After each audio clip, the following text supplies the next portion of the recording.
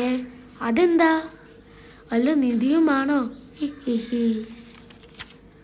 ഏ എലിയാണോ? വെറുതെ പ്രതീക്ഷിച്ചു. ഇനിയിപ്പോൾ വേറെന്തെങ്കിലും കാണുമോ? ഷടാ, ഇത് തീർന്നില്ലേ? ഇനി അകത്തെ എലി ഇല്ല. അപ്പുപ്പാ, ഇവിടെ ഒരു പാത്രം ഇരിപ്പുണ്ട്, എടുക്കണോ? കറി വെക്കാൻ പറ്റിയ പാത്രമാ. തുറന്നപ്പോ കുറേ എലി ചാടിപ്പോയി. ഹി ഹി ഹി. എലിയോ? നീ എവിടെയാ പാത്രം കണ്ടത്? ഉളുക്കാൻ പാറയുടെ അടുത്തൊരു മരച്ചുവട്ടിൽ. എങ്കിൽ അത്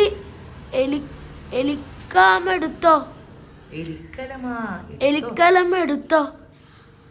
എപ്പോ തുറന്നാലും 3 എലി പുറത്തു ചാടുന്ന കലമാ.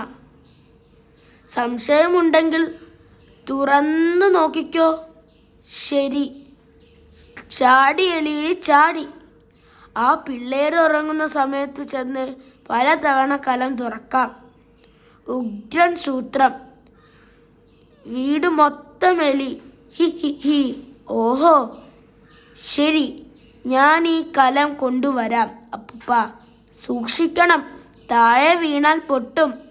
ഒന്നും കൂടി തുറക്കാം. എലി ചാട്ടം കാണാൻ രസമാ. ഓം ഹ്രീം മൗസ് സൈസ്, ഓം ഹ്രീം ബിഗ് സൈസ്.